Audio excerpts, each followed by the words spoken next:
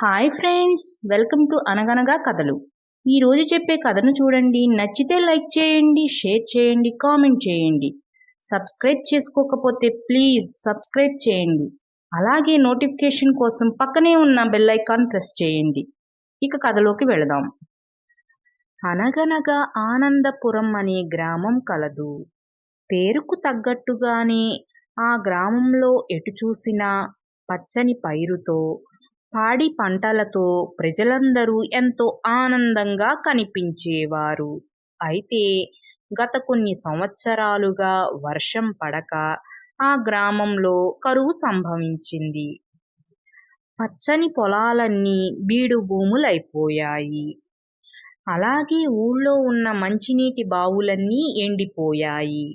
అయితే అదే ఊరికి చెందిన పరశురామయ్య ఇంట్లో ఉన్న బావి మాత్రం ఎండలేదు.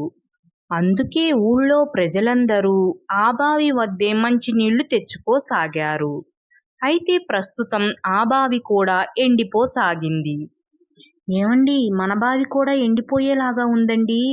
అది ఎండిపోయేలోపే ఇంకొక బావి తవ్వించండి, లేదంటే తాగడానికి మంచినీళ్లు కూడా ఉండవు అని కంగారుగా చెప్పింది పరశురామయ్య భార్య. నేను అదే అనుకుంటున్నా. మన బావిలో నీళ్లు ఇనికిపోతే ఇక ఊళ్ళో ఎక్కడా నీళ్లు లేవు. తాగడానికి ఎంత ఇబ్బంది అయిపోతుందో. ఇంకొక బావి ఎలాగైనా సరే తవ్వాల్సిందే. అదే ఎక్కడ తవ్వాలా, ఎక్కడ తవ్వితే నీళ్లు పడతాయా అని ఆలోచిస్తున్నా. మనం కనుక ఆలోచించకుండా ఎక్కడ పడితే అక్కడ తవ్వించామంటే అప్పుడు నీళ్లు పడకపోతే ఎంత ఇబ్బంది అవుతుంది. ఖర్చుకు ఖర్చు అవుతుంది, నీళ్లు ఉండవు. ఎక్కడ తవ్వితే నీళ్లు పడతాయో ఏమిటో ఏమీ అర్థం కావటం లేదు అని దీర్ఘంగా ఆలోచిస్తూ ఉండగా ఒక సన్యాసి భిక్షాటనకై పరశురామయ్య ఇంటికి వచ్చారు. నాయనా, నీ దిగులుకు కారణమేమిటో నాకు తెలుసు. నువ్వేమీ భయపడకు. ఊరికి ఈశాన్యంగా ఉన్న స్థలంలో నీటి జల ఉంది. అక్కడ గనక బావి తవ్విస్తే మంచినీళ్లు పడతాయి నాయనా. ఆ నీళ్లు ఊళ్ళో తాగడానికే కాదు, పంట పొలాలకు కూడా సరిపోతాయి అని చెప్పారు ఆ సన్యాసి. స్వామి, మీరు దేవుడు, నిజంగానే దేవుడు. నేనేమీ చెప్పకుండానే మా బాధని అర్థం చేసుకుని దానికి పరిష్కారం కూడా చూపించారు. మీకు చాలా ధన్యవాదాలు స్వామి. మేము ఈరోజే అక్కడ బావి తవ్విస్తాం అన్నాడు పరశురామయ్య ఆనందంగా. నాయనా, తొందర వద్దు. ఎవరు పడితే వారు అక్కడ బావి తవ్వితే నీరు పడదు నాయనా. ఎటువంటి లాభము ఆశించకుండా ఎవరైతే ఇతరులకు సాయం చేస్తారో అలాంటి వ్యక్తి చేతుల మీదగా బావి తవ్వించటం మొదలు పెట్టించాలి నాయనా. అప్పుడే నీరు పడుతుంది అని చెప్పారు సన్యాసి. అయితే స్వామి, నా చేతుల మీదుగా ఈ బావి తవ్వటం మొదలు పెడతాను. అప్పుడు ఖచ్చితంగా నీరు పడుతుంది. ఎందుకంటే నా సొంత ఖర్చులతో ఈ బావిని తవ్విస్తున్నాను, ఊళ్ళో అందరికీ ఉపయోగపడుతుందని అని చెప్పాడు పరశురామయ్య. ఊరి ప్రజలందరికీ కాదు, నీకు కూడా ఉపయోగం ఉంటుందనే కదా నాయనా ఈ బావిని తవ్విస్తుంది అని అడిగారు సన్యాసి. అంటే అది స్వామి, మా బావిలో నీరు ఇనికిపోతుంది కదా, మేం కూడా తాగడానికి నీరు ఉండాలిగా, అందుకే ఈ బావిని తవ్విస్తున్నాను. అయితే మాత్రం ఆ బావిలో నీరు నేనొక్కడినే తాగనుగా, ఊరందరూ తాగుతారు. అది పుణ్యకార్యమేగా స్వామి. మరి నేను తవ్వితే ఎందుకు నీరు రాదు అని అనుమానంగా అడిగాడు పరశురామయ్య. అలా కాదు నాయనా, నువ్వు కేవలం ప్రజల కోసమే అక్కడ బావి తవ్వించాలని నిర్ణయించుకుంటే మాత్రం అప్పుడు నీ చేతుల మీదగానే అక్కడ నీరు పడేది. కానీ నువ్వు కూడా అక్కడ నీటిని వాడుకోవాలని నువ్వు బావి తవ్విస్తున్నావు. అందువలన నువ్వు తవ్వితే నీరు రాదు నాయనా అని చెప్పారు సన్యాసి. స్వామి, మీరు చెప్పినట్లు ఈ లోకంలో ఎవ్వరూ ఉండరు స్వామి. ఎవరైనా ఇంకొకరికి సాయం చేశారంటే అందులో ఏదో లాభం ఉంటేనే చేస్తారు. మీరు చెప్పిన వ్యక్తి దొరకాలంటే చాలా కష్టమే స్వామి అని నిరాశగా చెప్పాడు పరశురామయ్య. అలా ఏమీ కాదు నాయనా, ఈ భూమి మీద ఇంకా మంచివారు ఉన్నారు. నువ్వు కాస్త శోధించి అలాంటి వ్యక్తిని పట్టుకోగలిగితే ఈ ఊరి సమస్య తీరిపోయినట్లే నాయనా.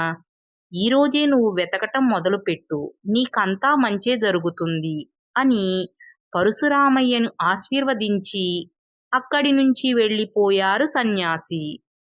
అయితే ఆ రోజు నుంచే పరశురామయ్య అలాంటి వ్యక్తి కోసం వెతకటం మొదలుపెట్టాడు. అయితే ఊళ్ళో ఎవ్వరూ అలాంటి వ్యక్తులు లేరు. ఇక అదే ఊరికి చెందిన కోటయ్యని తీసుకుని ఊరూరు తిరగటం మొదలుపెట్టాడు పరశురామయ్య. ఎక్కడ చూసినా అలాంటి గొప్ప వ్యక్తి తగలలేదు పరశురామయ్యకి. అలా తిరుగుతూ తిరుగుతూ ఒక గ్రామానికి వచ్చి ఒక చెట్టు క్రింద కూర్చున్నారు పరశురామయ్య, కోటయ్య. ఇంతలో ప్రక్కనే ఉన్న ఇద్దరు మాట్లాడుకుంటూ ఉన్నారు. "ఏరా, నువ్వు గనక నిన్న వచ్చి సాయం చేయకపోతేనా ధాన్యం మొత్తం తడిసిపోయి ఒక్క గింజ కూడా పనికొచ్చేది కాదురా. నువ్వు స్నేహితుడివంటే నీలాంటి స్నేహితుడు అందరికీ ఉండాలిరా. నీకు చాలా ధన్యవాదాలురా" అన్నాడు మొదటి వ్యక్తి రెండో వ్యక్తితో. చాల్లేరా, స్నేహంలో కూడా ధన్యవాదాలేంటి? అవసరమైనప్పుడు సాయం చేయకపోతే ఇంక స్నేహానికి విలువే ఉందిరా అన్నాడు ఆ రెండో వ్యక్తి. అలా వాళ్ళిద్దరూ మాట్లాడుకునే మాటలను బట్టి పరశురామయ్యకి, కోటయ్యకి అర్థమయ్యిందేమిటంటే రెండో వ్యక్తి మొదటి వ్యక్తికి సాయం చేశాడని. అంతే. "ఒరేయ్ కోటయ్య, మనకు కావలసిన వ్యక్తి దొరికినట్లున్నాడురా" అని ఆనందంగా చెప్పాడు పరశురామయ్య. అలా కాసేపు వాళ్ళిద్దరూ కబుర్లు చెప్పుకుని ఎవరిళ్ళకి వాళ్ళు వెళ్ళిపోయేటప్పుడు కోటయ్య, పరశురామయ్య ఆ రెండో వ్యక్తి వెనకే వెళ్ళి, "అయ్యా, కాస్త మీరు మాకొక సాయం చేస్తారా" అని వాళ్ళ గురించి, ఎక్కడి నుంచి వచ్చింది, ఎందుకోసం వచ్చింది వివరంగా చెప్పాడు పరశురామయ్య. చెప్పి, "అయ్యా, మీరు కాస్త మా గ్రామం వచ్చి ఆ భూమి పూజ చేసి మీ చేతుల మీదుగా బావిని తవ్వటం మొదలుపెట్టరు" అని అడిగాడు పరశురామయ్య. "అయ్యా, మీరు అడిగినట్లు మీ ఊరు వచ్చి మీకు సాయం చేయటంలో నాకు ఎలాంటి ఇబ్బంది లేదు. కానీ నేనీరోజు మీకు నిజం చెప్పకుండా వచ్చి అక్కడ భూమి పూజ మొదలుపెట్టినా అప్పుడు నీరు పడదు. అప్పుడైనా తెలిసిపోతుంది నేను అబద్ధం చెప్పానని. అందుకే నేను ఈరోజే మీకు నిజం చెప్పాలనుకుంటున్నాను. మీరు అనుకుంటున్నట్లు నేను ఎలాంటి ఫలితము ఆశించకుండా నా స్నేహితుడికి సాయం చెయ్యలేదు. నేనొకటి ఆశించే తనకి సాయం చేశాను. త్వరలో మేము కొత్త ఇంటిని కట్టుకోబోతున్నాం. అప్పుడు చాలా పనుంటుంది. ఈరోజు నేను తనకి సాయం చేశాను కాబట్టి అప్పుడు నా స్నేహితుడు నేను అడగకుండానే వచ్చి నాకు సాయం చేస్తాడు. అందుకోసమే నిన్న నేను సాయం చేసింది. అంతేగాని స్నేహితుడి మీద ప్రేమతో కాదు" అని నిజాన్ని చెప్పి, "మీరీ పని కోసం ఇంకొక వ్యక్తిని వెతుక్కోండి" అని అక్కడి నుంచి వెళ్ళిపోయాడు రెండో వ్యక్తి. "అయ్యో కోటయ్య, మనకు కావలసిన వ్యక్తి దొరుకుతాడా లేదా? మనూరు సమస్య తీరుతుందా లేదా? నాకు భయంగా ఉంది కోటయ్య" అన్నాడు పరశురామయ్య. "ఏమో పరశురామయ్య, అలాంటి వ్యక్తి అసలు ఉన్నాడంటావా? ఉంటే మనకు దొరుకుతారా? సర్లే, ముందైతే చీకటి పడిపోతుంది. మనం మన ఊరు వెళ్ళిపోదాం. మరలా రేపు ఉదయం నుంచి వెతకటం మొదలు పెడదాం, సరేనా" అన్నాడు కోటయ్య. "ఆ అవును, చీకటి పడిపోయేలాగా ఉంది. మనం చీకటి పడకముందే మన ఊరు వెళ్ళిపోవాలి. పద పద" అంటూ అక్కడి నుంచి బయలుదేరారు పరశురామయ్య, కోటయ్య. అలా ఊరు బయటికి వచ్చేటప్పటికి ఒక పెద్దావిడ లాంతరు తీసుకువచ్చి రహదారి ప్రక్కన పెట్టి తిరిగి వస్తూ ఉంది. "ఏంటి కోటయ్య, ఆవిడ రహదారి ప్రక్కన లాంతరు పెట్టి వస్తుంది? ఎందుకంటావ్" అని అనుమానంగా అడిగాడు పరశురామయ్య. "ఏమో రామయ్య, వెళ్ళి అడిగితే పోలా" అని ఆమె దగ్గరకు వెళ్ళి, "అమ్మా, మీ పేరేంటి? ఎందుకలా లాంతరు పెట్టొస్తున్నారు" అని అనుమానంగా అడిగాడు పరశురామయ్య. "నా పేరు పరమేశ్వరమ్మ. నన్నందరూ పెద్దమ్మ అని పిలుస్తారయ్యా. ఆ ప్రక్కనే నీటి గుంట ఉంది కదా, ఊళ్ళో వాళ్ళకంటే తెలుసు అక్కడ గుంటుందని. వేరే ఊరు వాళ్ళెవరైనా వస్తే పాపం వాళ్ళకి తెలియక చీకట్లో ఆ గుంటలో పడిపోతున్నారు. అందుకే అక్కడ లాంతర పెట్టాను. ఆ వెలుగులో వాళ్ళకి అక్కడ గుంటుందని తెలిసి అటువైపుకి వెళ్లకుండా కాస్త జాగ్రత్త పడతారని" అని చెప్పింది ఆ పెద్దావిడ. "అవునా కోటయ్య, మనం వెతికే వ్యక్తి ఈవిడే అనుకుంటా. కాస్త అడిగి చూద్దాం ఉండు" అని, "పెద్దమ్మ, ఇలా లాంతరు పెట్టడం వల్ల నీకేమైనా లాభం ఉందా" అని అడిగాడు పరశురామయ్య. "నాకేం లాభం ఉంటుందయ్యా, నాకేమీ లాభం లేదు" అని చెప్పింది ఆ పెద్దమ్మ. "పెద్దమ్మ, నిజం చెప్పవా? నువ్వు చెప్పే నిజం మీదే మా గ్రామం ఆధారపడి ఉంది అని అసలు విషయం చెప్పాడు పరశురామయ్య. అవునా నాయనా, నేను నిజమే చెప్తున్నానయ్యా. అసలు నాకు ఇంట్లో ఒక్కలాంతరే ఉంటుంది. రోజు ఒక్కలాంతరు వెలిగించుకునే అంతే నా దగ్గర సొమ్ముంది. అయినా కూడా నా ఇంట్లో ఉంచుకోకుండా నేనక్కడెందుకు పెడుతున్నానో తెలుసా? ఎవరైనా ఆ గుంటలో పడి చనిపోతే, ఆ చనిపోయిన వారు వారింటికి వెలుగైతే ఒక్కసారిగా ఆ ఇల్లంతా చీకటైపోతుంది నాయనా. ఈ లాంతరు నా ఇంట్లో ఉంటే నా ఒక్కదానికే వెలుగొస్తుంది.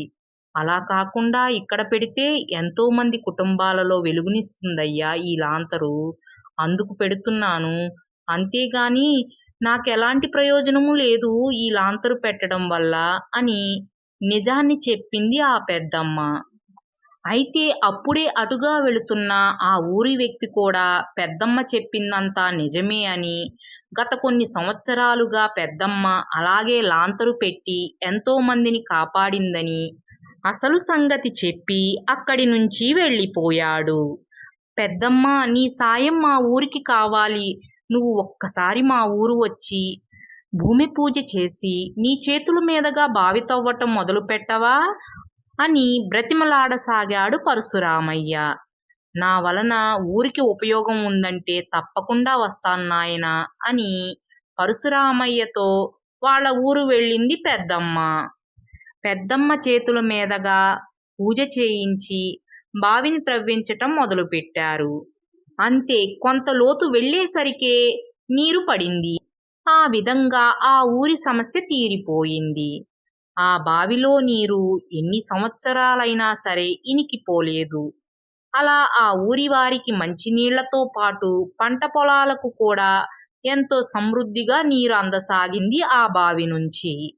అలా ఆనందపురం మరలా ఆనందమయమైపోయింది.